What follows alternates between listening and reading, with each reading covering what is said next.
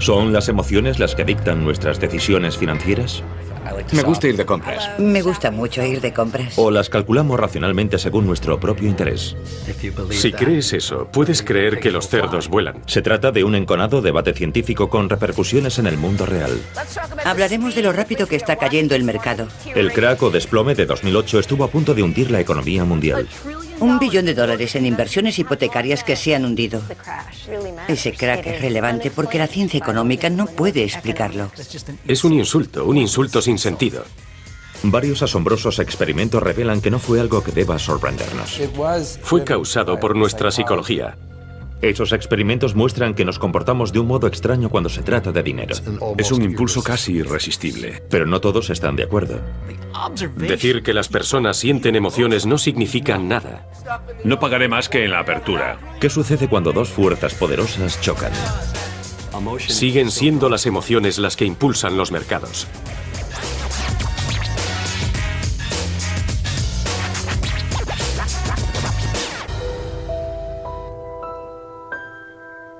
Mente humana y dinero.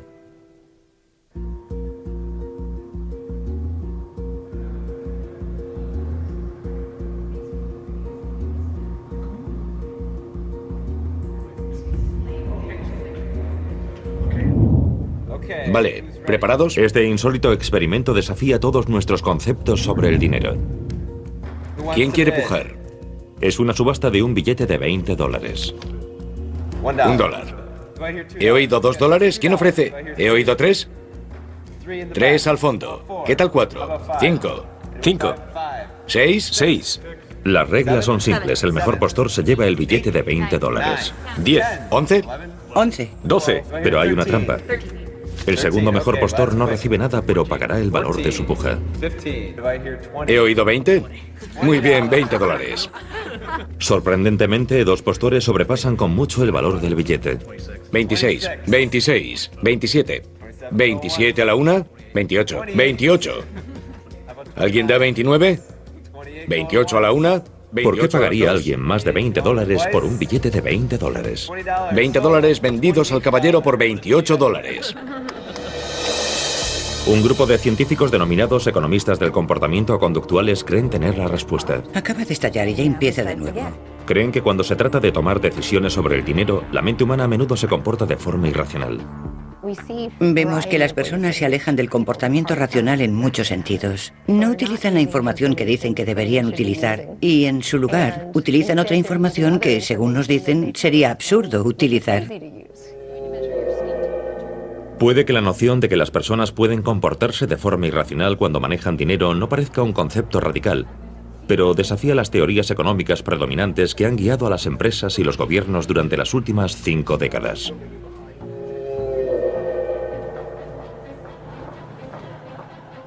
El núcleo intelectual de esta filosofía se encuentra aquí, en la Universidad de Chicago. De este campus han salido más ganadores del Premio Nobel de Economía que de cualquier otra institución del mundo. Casi todos ellos comparten un concepto. Cuando se trata de dinero, las personas son muy racionales. Gary Becker es uno de los adalides de esta perspectiva. Nuestra teoría más poderosa, y creo que es la teoría más poderosa de las ciencias sociales, considera la economía una teoría del comportamiento racional a nivel individual. Esa es la teoría en la que nos basamos. ¿Qué es la economía? John Cochrane, catedrático de la Universidad de Chicago, es otro de los grandes defensores de este modelo racional de la economía. ¿Y cómo lo hacemos? Comenzamos pensando en la gente y en cómo se comporta, en el comportamiento de las personas. ¿Qué quieren? ¿Qué hacen para conseguirlo? Se trata de un modelo propuesto por primera vez hace 200 años por el padre de la economía, Adam Smith, en su libro La riqueza de las naciones. Fue el pionero de la economía del mismo modo que Newton y Galileo lo fueron de la física. En cierto modo, definió nuestro campo y dio con algunos de los conceptos básicos que la gente que trabaja en su propio interés en los mercados puede combinar para lograr resultados maravillosos. ¿A qué se refería Adam Smith al hablar de comportamiento racional y de comportamiento egoísta? Pensemos en una persona normal del mundo actual. Calcula constantemente formas de aumentar su riqueza. Según Adam Smith, las personas son racionales, egoístas incluso, así que es una racionalidad muy restringida. Antes de pagar por algo, calcula exactamente cuál es su valor para él, ya sea un trayecto en taxi o comprar acciones. Su objetivo siempre es no pagar un centavo más de lo que debe. Y aunque tiene emociones, nunca lo desvían de su propio interés financiero. Para Smith, el comportamiento racional de los individuos es una mano invisible que mantiene estable toda la economía. Lo condensó todo y consiguió resultados que son muy modernos. Los economistas lo han modificado un poco con los años. Pero Adam Smith dio con la idea básica. Si consideramos esas dos conductas, 2 siglos después, la economía se ha convertido en una disciplina rigurosa. después de haber comprendido la conducta y haber pensado en los mercados donde las personas interactúan entre sí, entendemos las predicciones de ese modelo a partir de los hechos. Y las ideas de Smith sobre cómo las personas racionales toman decisiones financieras se expresan hoy en ecuaciones matemáticas precisas. A partir de la Segunda Guerra Mundial, tenías que expresarte usando las matemáticas si querías que te tomasen en serio. La economía había sido desde el principio el estudio de cómo personas racionales y codiciosas toman decisiones para tratar de enriquecerse. Y resulta que podemos encontrar formas muy elegantes de expresarlo matemáticamente. Hoy en día, estos modelos matemáticos son las principales herramientas que utilizan los economistas para establecer medidas que nos afectan a todos. Desde los tipos de interés fijados por los gobiernos y los impuestos, a las cantidades que podemos pedir prestadas a los bancos. Los economistas conductuales critican estos modelos porque consideran que llevan las ideas de Adam Smith al extremo. Piensan que las personas hacen cálculos enormes con bases de datos enormes. El principal modelo de comportamiento del consumidor asume que nunca compraremos nada hasta que hayamos calculado, por ejemplo, su repercusión en nuestro plan de pensiones. Y que se nos dan tan bien las matemáticas que utilizamos tipos de interés para calcular qué placer nos proporcionará algo en un futuro después de comprarlo. ¿Cómo es posible? ¿En qué tasa de interés voy a pensar? Ese es el tipo de cosas que necesitan esos modelos para que todo sea coherente. Los economistas racionalistas admiten que en realidad las personas no hacen esos cálculos y recurren al conocido argumento como si... En los manuales de economía nunca se lee "las personas se comportan de esta manera", sino que se comportan como si lo hiciesen. No estamos diciendo que en el mundo real las personas hagan esos cálculos. Lo único que decimos es que se comportan como si lo hiciesen. Los economistas conductuales como Richard Thaler no están convencidos. Para defender la teoría económica, los economistas pusieron como ejemplo a los jugadores expertos de billar. Puede que no sepan nada sobre física o trigonometría, pero juegan como si supiesen. Eso es ridículo. Pensemos en una jugada fácil como esta. Creo que podré meterla. Un experto la metería y yo he conseguido meterla, pero supongamos que quiero meter esta bola en esta tronera. Sé qué principios de la trigonometría debo aplicar, qué ángulos conseguir. A un experto no le supondría ningún problema, pero para mí es una jugada bastante difícil. Vaya, casi. La mayoría no somos jugadores expertos de billar. Cuando las personas se enfrentan a problemas difíciles, cometen errores. En el centro de todos los modelos racionalistas se encuentra una fe inquebrantable en el libre mercado. La idea es mantener la regulación y la interferencia del gobierno al mínimo, tanto en nuestras compras cotidianas como en los gigantescos mercados financieros de Wall Street. Los economistas racionalistas creen que el aumento de la riqueza en todo el mundo en los últimos 30 años es un triunfo del libre mercado. Consiguió que unos 1.000 millones de personas superasen el umbral de la pobreza. Me refiero a los que vivían con $1 o $2 al día. Esa es la verdadera pobreza. Y consiguió que esas personas superasen esos límites. ¿Qué diablos pasa en Wall Street? Luego llegó el crack de 2008. Los inversionistas nunca han visto nada igual. El mercado de valores cae más del 40%. Los operadores del Dow Jones solo pueden mirar asombrados y no me extraña. Los operadores están frenéticos esperando a ver hasta dónde cae el Dow Jones. Y el comportamiento financiero aparentemente irracional se convierte en la norma. Vemos la rapidez con la que se desploma este mercado. 14 billones de dólares de fondos invertidos por los americanos desaparecen. El pánico se ha apoderado de Wall Street este lunes. El miedo se apodera de los mercados. La bolsa ha sufrido uno de sus peores días en varios años. Y los expertos financieros se ven obligados a considerar algo hasta ahora impensable. No habíamos visto nada igual desde la Gran Depresión. Un parón en la economía mundial.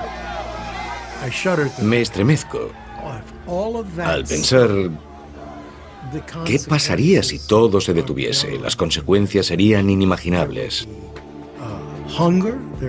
Hambrunas, guerras, conflictos, desempleo a nivel global. Todos están retirando los fondos de sus bancos. El mundo retrocedería 100 años. Tal vez más. El caos parece socavar décadas de teorías económicas. Los economistas no lo vieron venir. Eso no deja en buen lugar a la economía. Y tampoco deja en buen lugar a los mercados. Este mercado necesitó 5 años para subir y ha bajado un 40% en una sola semana. El crack hace que se ensanche la brecha entre los economistas racionalistas y los conductistas o conductuales. Hablamos de un Armagedón financiero. El crack es relevante porque muchas de las conductas que llevaron a él no son explicadas por la economía. Lo siento, pero ese es un argumento totalmente vacuo. Es un insulto sin sentido. No lo considero un fracaso de la economía, pero necesitamos un chivo expiatorio y los economistas siempre lo han sido. Están acostumbrados, no pasa nada. Entonces, ¿cuál es el bando correcto?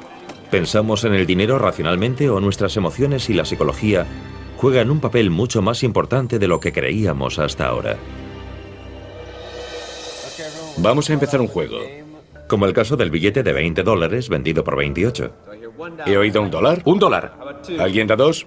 2. 2. Según el modelo racionalista, nadie pagaría $28 por un billete de $20. ¿Alguien da 6? 6.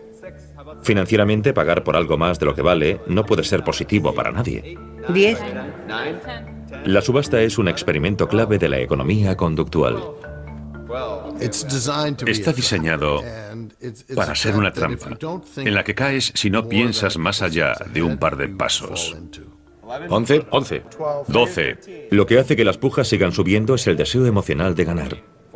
14. 15. ¿He oído 20? Y el miedo a ser el perdedor hace que suban aún más. 23. 24. 25. Y nadie quiere ser el cobarde del grupo. 26. 27 a la 1. 28. 28. $20 vendidos al caballero por $28. Menuda ganga. Y tú me debes $27. Nadie querría volver a jugar a eso. La subasta puede parecer muy alejada de la vida cotidiana, pero ¿nos comportamos los demás de un modo igual de irracional? Hemos preguntado a los visitantes de un centro comercial de Chicago si preferirían recibir $100 dentro de un año o $102 dentro de un año y un día. $102 en un año y un día. $102. Un año y un día. Podría esperar ese día más. Escojo los $102. $102. ¿Qué importa un día más? 102 dentro de un año y un día. Todos se decantaron por la opción racional. ¿Un día más después de esperar un año? Y escogieron la cantidad mayor. A continuación les preguntamos si preferirían $100 hoy o $102 mañana. La cantidad mayor sigue siendo la elección racional. Veamos qué contestaron. $100 ahora. $100 hoy. $100 hoy. Hoy. $100 hoy. El deseo de una recompensa rápida $100 hoy. supera su propio interés racional. Según el llamado sesgo de inmediatez, si tenemos la opción de conseguir algo ahora mismo, es muy tentador intentar conseguirlo. Los economistas conductuales creen que este sesgo podría explicar por qué ahorramos menos de lo que deberíamos. Y hay otros factores psicológicos que influyen en nuestras decisiones. Tenemos esta botella de vino. En este experimento a los estudiantes se les pide que pujen por una botella de vino. La economía racionalista sugiere que calcularán cuidadosamente lo que vale para ellos. Pero antes de comenzar la puja se les pide que escriban los 2 últimos dígitos de su número de la Seguridad Social en su hoja de pujas.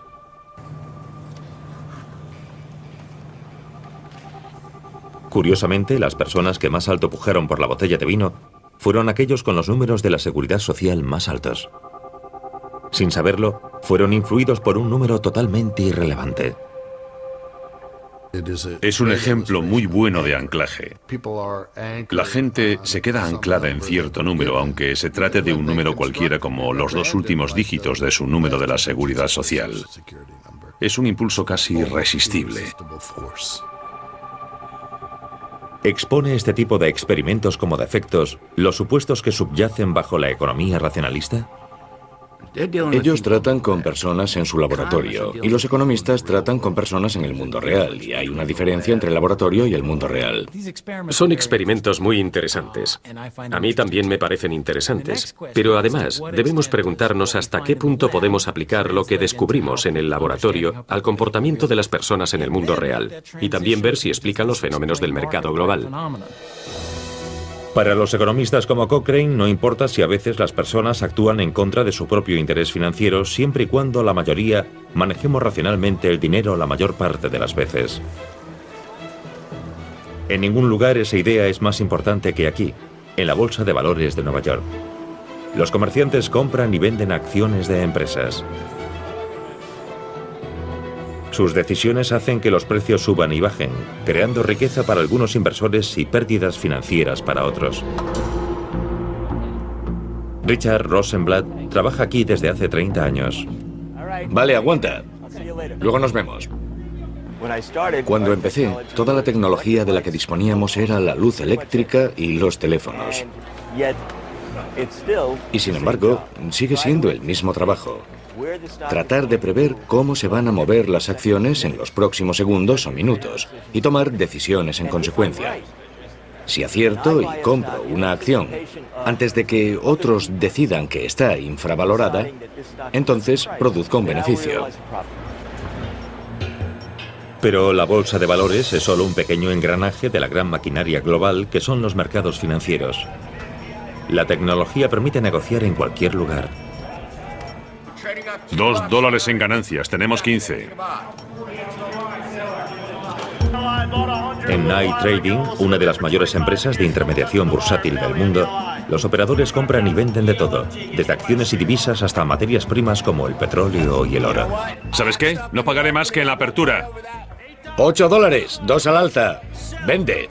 Tal como Adam Smith sugirió, aquí los operadores compiten ferozmente por ganar tanto dinero como sea posible para sus clientes y para sí mismos. Queremos ganar. Es nuestra naturaleza competitiva la que nos impulsa a esforzarnos más y más cada día. Cuando veo que la actividad y el ruido van aumentando, si estoy aquí sentado mucho menos activo y veo a alguien a mi lado más ocupado que yo, eso me estimula. Confirma si hay una oferta superior. Tommy, el de los 38.000, ha subido 50. TXM busca comprador, 23,90%. ¿Por qué importa lo que sucede en lugares como este? La mayoría de nosotros utilizamos productos financieros como las hipotecas o los fondos mutuos. Las empresas que nos venden esos productos invierten nuestro dinero para ganar más dinero en los mercados financieros.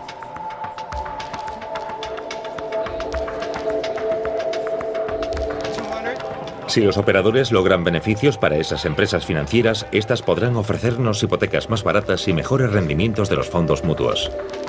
El resultado es una red de dinero que nos conecta a todos. Está construida sobre un modelo económico según el cual a menudo la mayoría de nosotros y de los operadores nos comportamos racionalmente. Pero, ¿y si ese modelo del comportamiento humano no fuese correcto? Las acciones se han disparado en el mejor día del Dow Jones en 2 años. En 2005, la economía racionalista parece haber dado resultado. Vivimos buenos tiempos desde hace varios años. El mercado inmobiliario ahora mismo está en racha. Muchos piensan que este boom va a continuar. Los ingresos se han multiplicado por 8. Hacía tiempo que nuestro horizonte económico no era tan brillante. Los agentes inmobiliarios viven una auténtica fiebre del oro. El economista Robert Shiller no está tan seguro.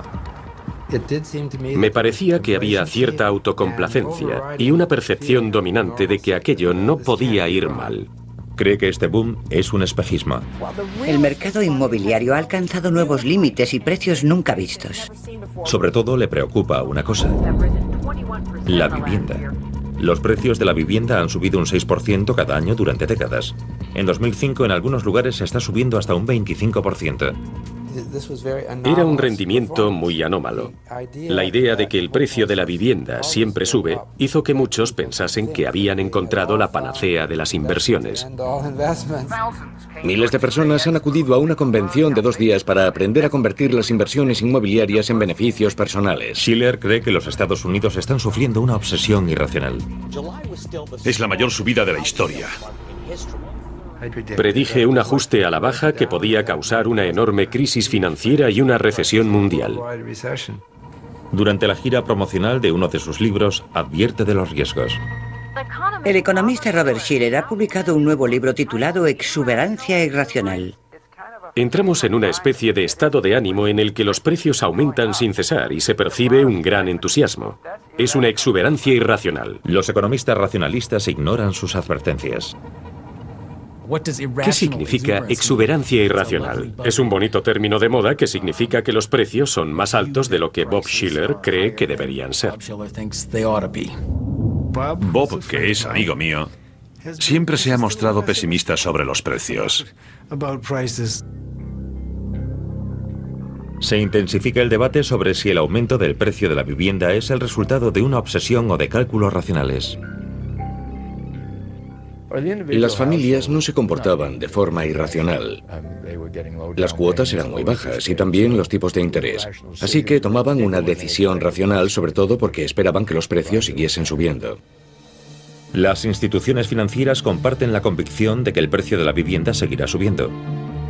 Otorgan hipotecas nunca vistas y las principales autoridades financieras del país se muestran optimistas. La economía de los Estados Unidos ya ha sufrido antes episodios similares sin experimentar descensos significativos en el precio medio de la vivienda en el país. El precio de la vivienda ha aumentado casi un 25% en los últimos 2 años. A nivel nacional, este aumento de precios refleja las sólidas bases de la economía. Esta confianza no es solo una corazonada compartida. Se basa en los modelos ampliamente aceptados de la economía racionalista. Esos modelos se construyen suponiendo que las personas son como calculadoras que observan el rango de resultados posibles y sus riesgos y lo sopesan todo. En 2005, los modelos económicos presuponen que los consumidores calcularán sus hipotecas con mayor cuidado. Los economistas asumen que no debería preocuparnos que algunas personas firmen hipotecas del 95 o el 100% o hipotecas de riesgo porque solo las firmarán después de haber hecho todos los cálculos pertinentes.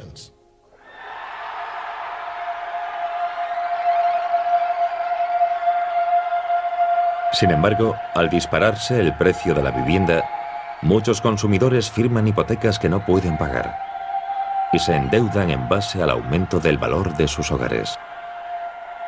Pero ¿por qué había tanta gente dispuesta a asumir un riesgo tan alto?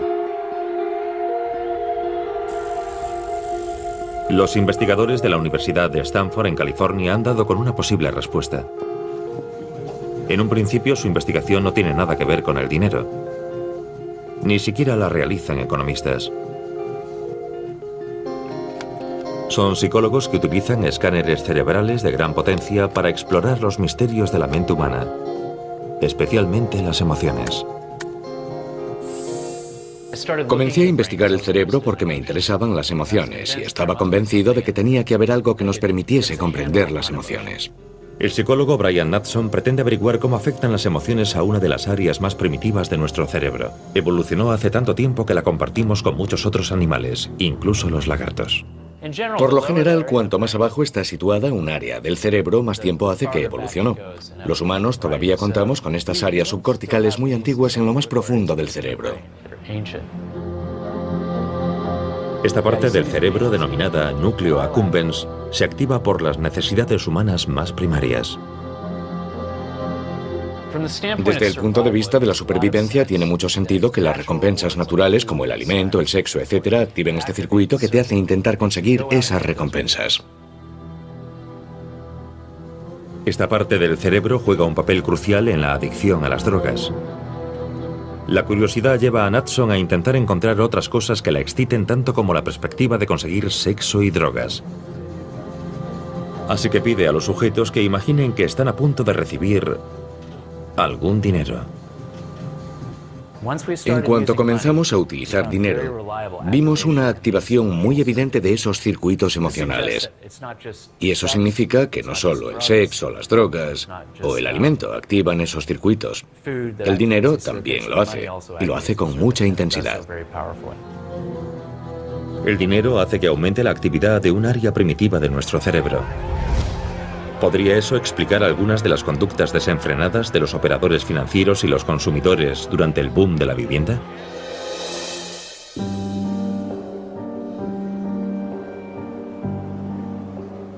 El aumento del precio de la vivienda es un ejemplo de un fenómeno denominado burbuja especulativa.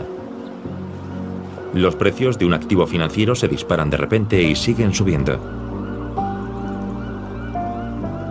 Robert Shiller cree que es la excitación emocional lo que las impulsa.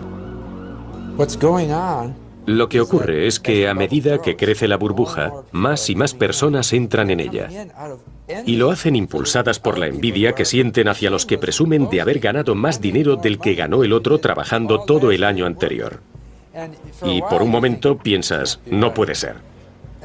Pero luego piensas, quizá me equivoqué y debería participar en eso. Son las emociones humanas las que te impulsan a hacerlo. Este vínculo con las emociones hace que muchos economistas racionalistas rechacen la idea de las burbujas. Ya no sé lo que significa la palabra burbuja. Cancelé mi suscripción a la revista The Economist, porque ahora la palabra burbuja aparece 3 veces en cada página y de forma gratuita. Ya no tiene sentido. La palabra burbuja puede sonar inocua, pero el periodista financiero Justin Fox ha estudiado su historia y ha descubierto lo que sucede cuando explotan. El primer producto en experimentar una burbuja financiera fue bastante insólito. En la década de 1630 en los Países Bajos la gente compraba y vendía bulbos de tulipán. Fue una locura generalizada. Cientos de artesanos cerraron sus talleres y se instalaron como floristas. Así se llamaban a sí mismos, aunque en su mayor parte en realidad eran comerciantes de bulbos de tulipán y formaban un verdadero mercado financiero. El precio de los tulipanes en los Países Bajos subió tanto que un bulbo de tulipán podía llegar a costar lo mismo que una casa. Durante 3 años el precio de los bulbos de tulipán subió y subió, y luego comenzó a dispararse. Hay quien afirma que casi la mitad de todo el dinero de la economía de los Países Bajos se movía en operaciones relacionadas con los tulipanes. Para muchos historiadores fue la primera burbuja financiera, aunque básicamente se trataba de tulipanes. La gran mayoría no los compraban porque les gustasen los tulipanes, sino porque pensaban que su precio subiría y podrían venderlos a otra persona a un precio mayor. El 5 de febrero de 1637, el bulbo más caro de los Países Bajos no encontró comprador y cundió el pánico entre los que invertían en tulipanes. La burbuja revienta porque los precios empiezan a caer. Y luego caen todavía más y empiezas a pensar, recuerdo que dudaba que los tulipanes pudiesen valer tanto. Quizá debería dejar todo esto cuanto antes. Todos empiezan a bajar los precios y todo se desploma. A medida que los precios caían, muchos ciudadanos relevantes se encontraron en bancarrota. Algunos historiadores calculan que la economía de los Países Bajos tardó una generación en recuperarse.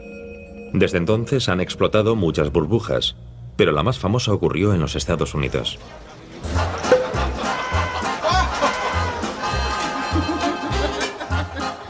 El año 1929 comenzó con optimismo.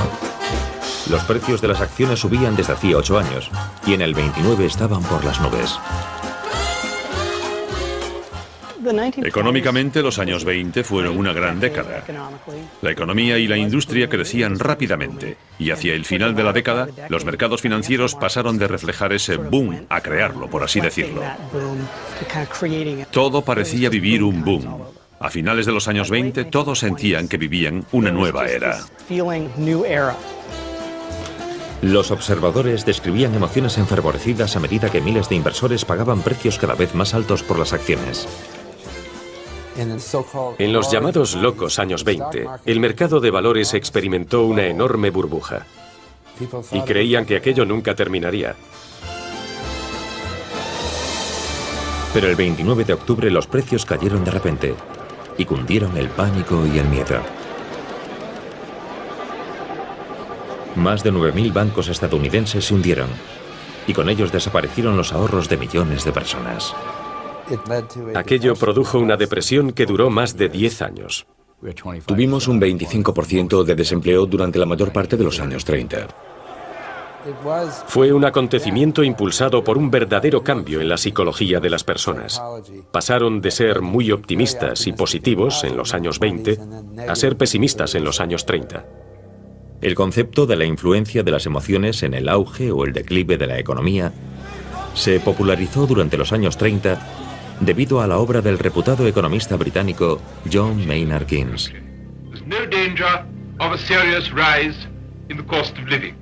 Keynes creía que los mercados financieros se comportaban de forma disparatada cuando dijo: los mercados pueden permanecer irracionales más tiempo del que uno puede mantenerse solvente. Según Keynes, las emociones pueden hacer que los precios se disparen y luego se desplomen. Y para proteger la economía de las peligrosas burbujas, los mercados deberían estar firmemente regulados por el gobierno. Keynes, sin embargo, nunca pudo explicar exactamente cuál era ese mecanismo. Keynes nunca fue más allá de algunas opiniones confusas y no llegó hasta un modelo matemático preciso. Y por eso Keynes fue rechazado por la profesión. Hoy, después del crack de 2008, los economistas conductuales se esfuerzan por conseguir lo que Keynes no logró: mostrar con precisión cómo las emociones humanas afectan a los precios. Sus ideas son tan influyentes que estos experimentos sobre el comportamiento se están realizando en la Universidad de Chicago, en pleno corazón de la economía racionalista. Uno de ellos investiga un misterioso sesgo psicológico. Nos interesa saber cuánto pagaríais por esta taza o una idéntica a esta. Han pedido a estos estudiantes que calculen el precio de un bien de consumo común. Una bonita taza de color granate. Se les pregunta cuánto estarían dispuestos a pagar por esta taza. Pensadlo un momento y luego escribid la cantidad máxima que estaríais dispuestos a pagar por ella o una idéntica. Ofrecen un promedio de $6. Ahora tenemos 6 tazas y se las damos a algunas personas al azar. Y luego reciben la misma taza gratis. Una hora más tarde les preguntan por cuánto estarían dispuestos a venderla. Según la economía racionalista, el precio debería ser exactamente el mismo. Después de todo, su valor no ha cambiado.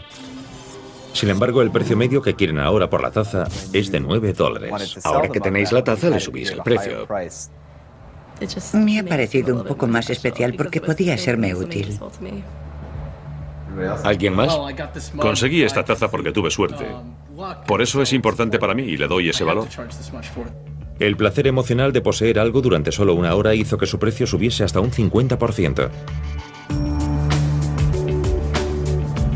Es un resultado inesperado que sugiere que no son conscientes de las emociones que causan este comportamiento. En Harvard, los investigadores estudian el impacto financiero de estas sutiles influencias. El equipo está dirigido por Jennifer Lerner. Soy psicóloga social, no clínica. No ofrezco asesoramiento ni terapia. Realizo experimentos en un laboratorio. En mi opinión, no somos conscientes de gran parte de lo que nos influye a la hora de tomar una decisión. Lerner investiga todo tipo de emociones. Hoy es la tristeza y cómo influye en las decisiones financieras. Colocaremos estos dos sensores que miden la conductividad de la piel mediante la sudoración. El experimento está diseñado para inducir emociones a un nivel tan sutil que los sujetos no son conscientes de ellas. Los investigadores utilizan sensores para detectar los efectos fisiológicos de las emociones. Ahora recogeremos la primera muestra de saliva. Desde la frecuencia cardíaca y la respiración hasta las hormonas presentes en la saliva. Estas son las señales fisiológicas de los sujetos. Cuando llegan se sientan y pasan un rato descansando tranquilos, relajándose con música y ese tipo de cosas. Así medimos los parámetros iniciales que luego compararemos con lo que les sucede al tomar una decisión financiera estresante. Entre otras actividades, los sujetos ven una escena de una película triste. Sin que ellos lo sepan, eso desencadena un nivel bajo de tristeza. Los sensores revelan el cambio emocional. Quienes toman decisiones en nuestros estudios no son en absoluto conscientes de que esa tristeza les está afectando. Y cuando les preguntamos, ¿la película que ha visto ha afectado de algún modo a sus respuestas?, contestan que no. Es el momento de la prueba financiera.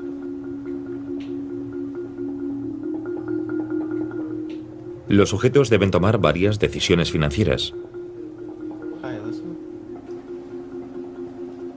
Después se les pregunta cuánto pagarían por un producto de consumo. En este caso, una botella para llevar agua. Lerner compara sus respuestas con las de un grupo que no ha visto las imágenes tristes. Este es un ejemplo de un sujeto en condiciones neutrales. Nos dice que le gustaría comprarla por $2.50. Y eso contrasta con los datos de un sujeto que se siente triste y está dispuesto a pagar $10 para conseguir la botella. Es un ejemplo muy representativo de que nuestra valoración de algo aumenta cuando estamos tristes. Si la tristeza puede llevar a la gente a pagar 4 veces más por una botella de agua, ¿qué sucede con cantidades mayores? Los experimentos se han realizado con cantidades de dinero elevadas, $1.000, etc. Y lo que vemos es que estos resultados se amplían, incluso cuando se trata de grandes cantidades. Si las emociones influyen en los precios a nivel individual, ¿qué ocurre con los mercados y la economía en general? Según la economía racionalista, están motivados por el interés individual. Pero según Robert Shiller, esto ignora algo obvio. Los humanos somos animales empáticos, excepcionalmente empáticos. No solo comunicamos ideas, comunicamos emociones. Eso es lo que significa empatía. No es compadecerse de otra persona, sino sentir lo mismo que ella. Sé lo que estás experimentando porque la misma sensación que tú sientes está también en mi cuerpo. El mercado inmobiliario está en racha. Si Shiller está en lo cierto, ¿podría la empatía explicar cómo el optimismo saltó del mercado inmobiliario a los mercados financieros como un contagio social? El mercado inmobiliario ha alcanzado nuevos límites y precios nunca vistos. Entre los operadores profesionales se da por hecho que los estados de ánimo afectan por oleadas a los mercados. El mercado es la suma de las percepciones de miles de personas sobre el futuro. Si esas personas ven el futuro con optimismo, el mercado sube. Y si esas personas ven el futuro con pesimismo, el mercado baja. En definitiva, la pregunta que el mercado responde es, ¿la gente es optimista o pesimista? Y esa es una pregunta psicológica. Siguen siendo las emociones las que impulsan los mercados. Dicen que la burbuja no reventará. Para los racionalistas, las emociones no son una explicación satisfactoria del funcionamiento de los mercados. Decir que las personas sienten emociones no significa nada. Y decir que los mercados han subido debido a una oleada de emoción no significa nada. Eso no nos dice en qué circunstancias es probable que los mercados suban o bajen. No sería una teoría científica. La convicción de los racionalistas se basa en el modelo matemático que utilizan para comprender los mercados financieros. Según la denominada hipótesis de eficiencia de los mercados financieros actúan básicamente como una calculadora gigantesca que procesa de manera eficaz toda información pertinente más rápido de lo que podría hacerlo ningún individuo. Por tanto, no importa que algunos operadores se dejen llevar por sus emociones. ¿Los mercados eficientes pueden coexistir con un comportamiento irracional siempre y cuando haya suficiente gente racional para mantener los precios bajo control? Según la hipótesis de eficiencia de los propios mercados financieros son racionales y los precios nunca pueden estar equivocados. Este modelo fue inventado por Eugene Fama. Es un buen modelo y funciona bastante bien para casi todos los usos prácticos a los que podamos aplicarlo. Creó un gran revuelo que persiste hasta nuestros días. Ese revuelo persiste porque para muchos economistas conductuales, esta teoría implica que los mercados financieros deberían ser inmunes a la crítica o el control. Según esa teoría, debemos ver los mercados como oráculos. Cuando el mercado sube, tenemos que decir, ¿qué nos dice hoy la sabiduría del mercado? Si los mercados son eficaces, no hay necesidad de que el gobierno intervenga, porque el propio mercado se asegurará de que los precios sean siempre los correctos.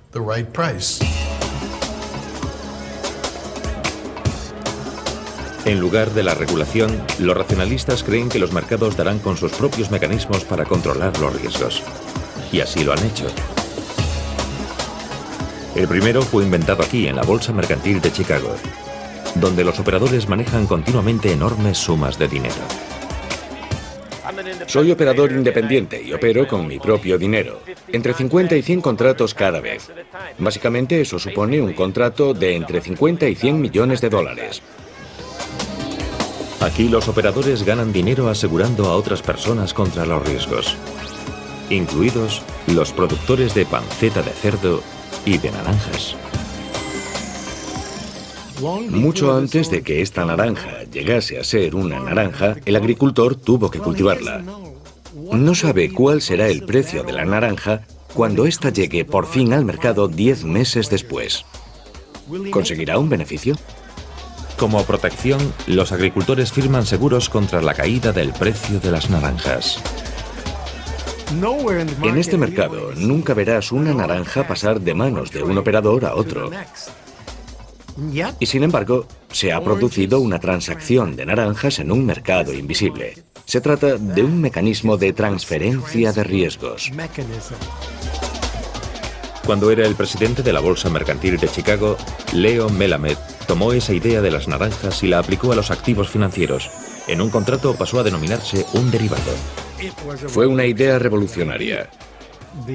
Los de la junta directiva me miraron como si estuviera medio loco. ¿De qué estás hablando? ¿En la Bolsa Mercantil de Chicago? ¿Donde comerciamos con pancetas de cerdo? Estás loco, Melamed. Te vas a cargar esta bolsa. Si a alguien le preocupa que un activo financiero como una divisa o una acción pueda bajar de repente, ahora puede comprar un derivado que le paga si eso sucede. Todo el mundo utiliza una u otra forma de derivados financieros para asegurar los riesgos que corren. Los derivados son tan útiles que van más allá del intercambio mercantil. Y con menos supervisión adquieren nuevas y complejas formas. Incluso hay algunos creados para asegurar los riesgos de la concesión de millones de hipotecas de viviendas. Pero conforme aumentan todos estos riesgos, alguien tiene que evaluarlos. En los modernos templos de las finanzas, el ambiente se parece más al del mundo académico que al de la Bolsa Mercantil de Chicago. Y no es de extrañar.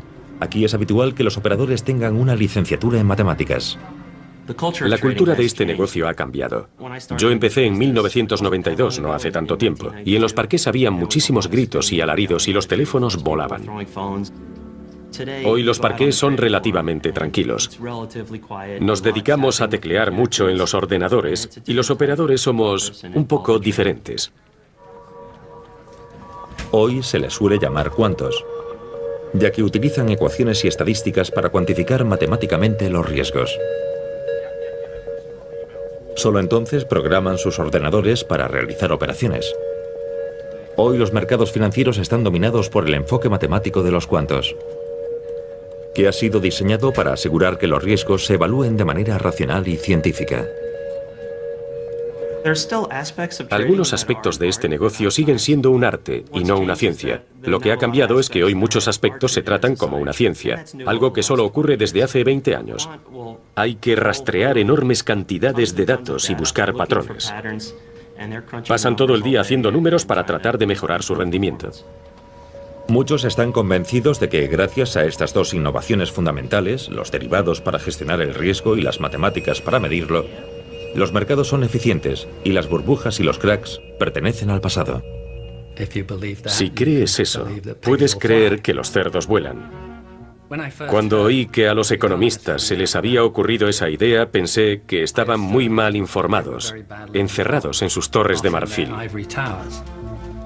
Jeremy Grantham es un inversor de gran éxito. Durante los últimos 40 años se ha ganado la vida detectando burbujas en los precios y apostando a que recuperarían la normalidad. Descubrimos 27 burbujas. Grantham cree que las burbujas son inevitables y que su ritmo es predecible. La euforia hace que el precio suba y el realismo hace que vuelva a bajar. Entonces se genera un pánico poco realista que comienza a retroalimentarse. Y muchos inversores se dejan llevar y huyen en la dirección opuesta. Vernon Smith estudia este ciclo en la Universidad Chapman, en California. A muchos economistas no les gustan las burbujas porque son muy difíciles de entender. En este experimento, Smith quiere ver lo que sucede cuando los estudiantes compiten por ganar dinero en un parque simulado. No es un experimento normal. Se trata de ganar tanto dinero como puedan. Se os pagará según los dividendos que consigáis. Si juegan bien, pueden ganar cientos de dólares. Es dinero real y en buenas cantidades. Cada uno de ellos tendrá que comerciar con un producto financiero imaginario. Comerciaréis con un producto. Desde el principio se les dice que tengan cuidado porque el valor del producto bajará conforme pasa el tiempo. Al final del juego no valdrá nada. El producto tendrá 15 periodos de negociación. La cuestión es si eso determinará los precios de sus intercambios o si los precios se alejarán de esa tendencia. El experimento ha comenzado. En una pantalla ven los precios que ofrecen los demás operadores para vender o comprar. Y también ven cómo va bajando inexorablemente el valor del activo, que aparece como una línea discontinua negra descendente.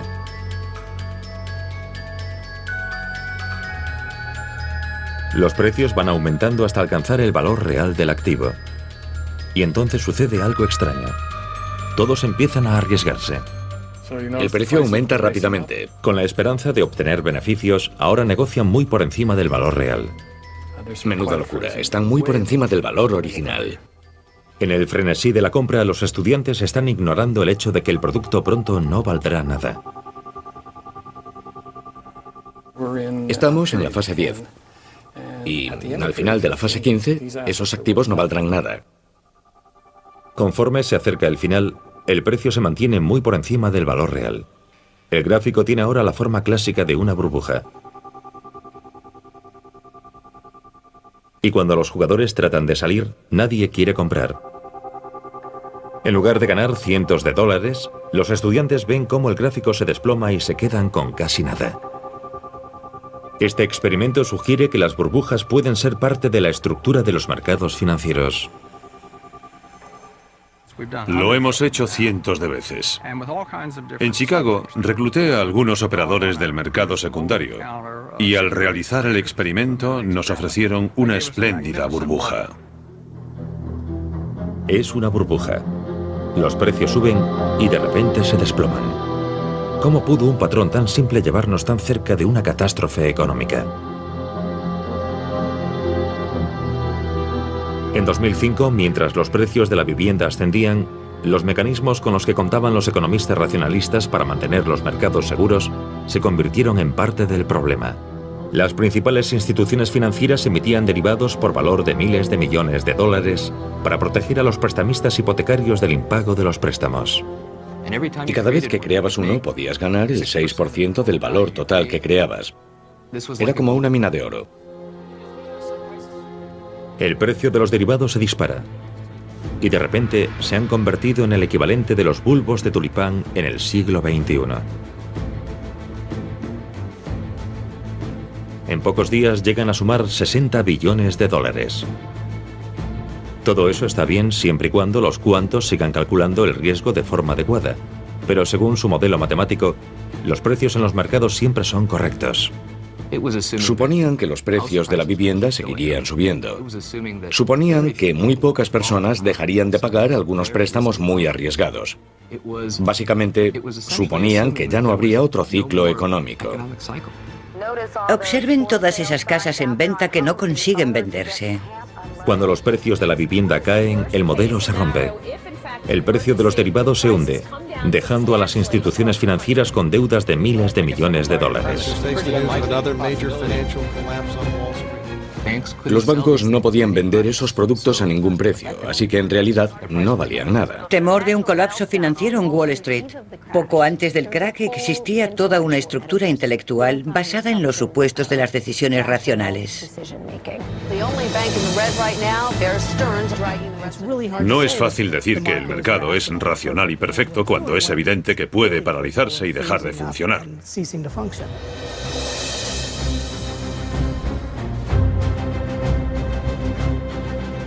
Cuando el miedo se apodera del mercado, las entidades financieras retiran su dinero. Hoy había sangre en Wall Street. Y se niegan a prestarse unas a otras. Y la incertidumbre conduce a algo que se parece mucho al pánico. Pueden llamarlo pánico, pero para mí es solo un cambio de tendencia. $500 millones en inversiones hipotecarias que se han hundido. Las emociones son la forma en que los seres humanos toman decisiones racionales. Cuando el león se acerca es importante sentir algo de adrenalina y algo de miedo. Así es como se toma la decisión racional de salir corriendo en la dirección opuesta. El Dow Jones se ha desplomado 240 puntos, mientras que el Nasdaq... ¿Dónde nos lleva esto? Dentro de 30 años, como ya ha ocurrido en el pasado, incluyendo esta recesión, será un gran logro para el mundo. Los que hemos visto el egoísmo de las entidades de crédito, estamos en estado de shock, atónitos. Creemos tener una buena estructura cuantitativa que se encarga de todos los riesgos, pero le falta algo. Algunas personas confían demasiado en la teoría y están dispuestos a jugarse muchísimo basándose en una teoría que no es la acertada.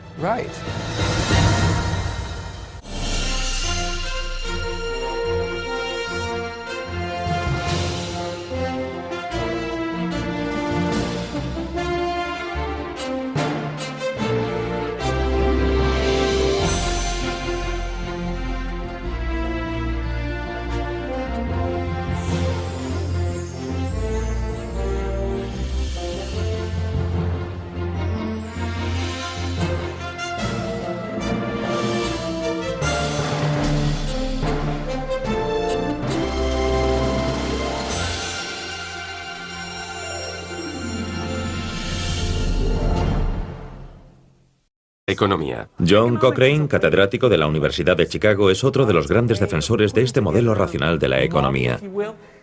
¿Y cómo lo hacemos? Comenzamos pensando en la gente y en cómo se comporta, en el comportamiento de las personas. ¿Qué quieren? ¿Qué hacen para conseguirlo? Se trata de un modelo propuesto por primera vez hace 200 años por el padre de la economía, Adam Smith, en su libro La riqueza de las naciones. Fue el pionero de la economía del mismo modo que Newton y Galileo lo fueron de la física.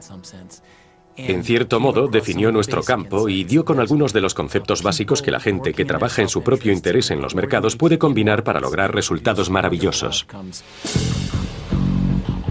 ¿A qué se refería Adam Smith al hablar de comportamiento racional y de comportamiento egoísta? Pensemos en una persona normal del mundo actual. Calcula constantemente formas de aumentar su riqueza. Según Adam Smith, las personas son racionales, egoístas incluso, así que es una racionalidad muy restringida. Antes de pagar por algo, calcula exactamente cuál es su valor para él, ya sea un trayecto en taxi o comprar acciones. Su objetivo siempre es no pagar un centavo más de lo que debe. Y aunque tiene emociones, nunca lo desvían de su propio interés financiero. Para Smith, el comportamiento racional de los individuos es una mano invisible que mantiene estable toda la economía. Lo condensó todo y consiguió resultados que son muy modernos. Los economistas lo han modificado un poco con los años. Pero Adam Smith dio con la idea básica. Si consideramos esas dos conductas, 2 siglos después, la economía se ha convertido en una disciplina rigurosa. después de haber comprendido la conducta y haber pensado en los mercados donde las personas... ¿Son las emociones las que dictan nuestras decisiones financieras? Me gusta ir de compras. Me gusta mucho ir de compras. ¿O las calculamos racionalmente según nuestro propio interés?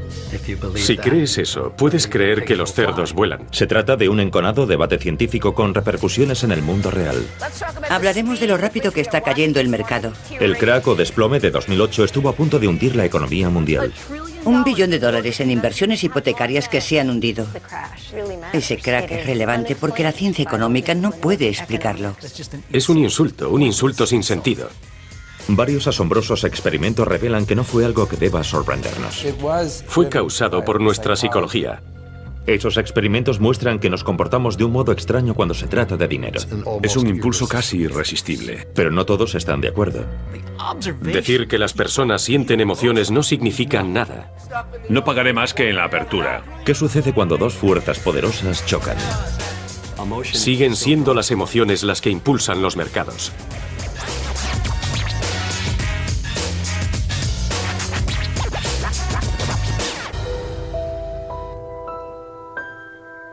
Mente humana y dinero.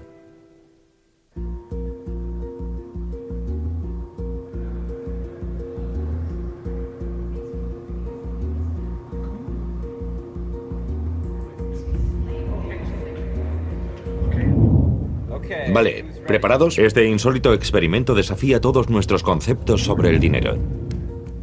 ¿Quién quiere pujar? Es una subasta de un billete de $20. $1. He oído $2. ¿Quién ofrece? He oído 3. 3 al fondo. ¿Qué tal 4? 5. 5. 6. 6. Las reglas son simples. El mejor postor se lleva el billete de $20. 10. 11. 11. 12. Personas interactúan entre sí, entendemos las predicciones de ese modelo a partir de los hechos.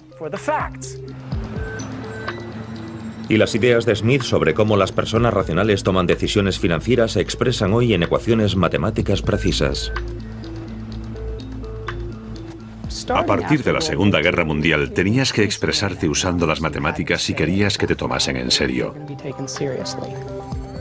La economía había sido desde el principio el estudio de cómo personas racionales y codiciosas toman decisiones para tratar de enriquecerse. Y resulta que podemos encontrar formas muy elegantes de expresarlo matemáticamente. Hoy en día, estos modelos matemáticos son las principales herramientas que utilizan los economistas para establecer medidas que nos afectan a todos. Desde los tipos de interés fijados por los gobiernos y los impuestos, a las cantidades que podemos pedir prestadas a los bancos. Los economistas conductuales critican estos modelos porque consideran que llevan las ideas de Adam Smith al extremo. Piensan que las personas hacen cálculos enormes con bases de datos enormes. El principal modelo de comportamiento del consumidor asume que nunca compraremos nada hasta que hayamos calculado, por ejemplo, su repercusión en nuestro plan de pensiones. Y que se nos dan tan bien las matemáticas que utilizamos tipos de interés para calcular qué placer nos proporcionará algo en un futuro después de comprarlo. ¿Cómo es posible? ¿En qué tasa de interés voy a pensar?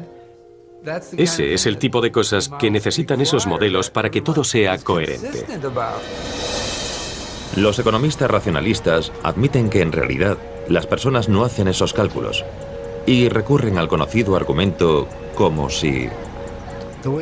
En los manuales de economía nunca se lee "las personas se comportan de esta manera", sino que se comportan como si lo hicieran. Hay una trampa. El segundo mejor postor no recibe nada, pero pagará el valor de su puja. ¿He oído 20? Muy bien, $20. Sorprendentemente, dos postores sobrepasan con mucho el valor del billete. 26, 26, 27. 27 a la una, 28, 28. ¿Alguien da 29? 28 a la una, 28. ¿Por qué pagaría a las alguien más de $20 por un billete de $20? $20 vendidos al caballero por $28. Un grupo de científicos denominados economistas del comportamiento conductuales creen tener la respuesta. Acaba de estallar y ya empieza de nuevo. Creen que cuando se trata de tomar decisiones sobre el dinero, la mente humana a menudo se comporta de forma irracional. Vemos que las personas se alejan del comportamiento racional en muchos sentidos. No utilizan la información que dicen que deberían utilizar y, en su lugar, utilizan otra información que, según nos dicen, sería absurdo utilizar. Puede que la noción de que las personas pueden comportarse de forma irracional cuando manejan dinero no parezca un concepto radical, pero desafía las teorías económicas predominantes que han guiado a las empresas y los gobiernos durante las últimas 5 décadas.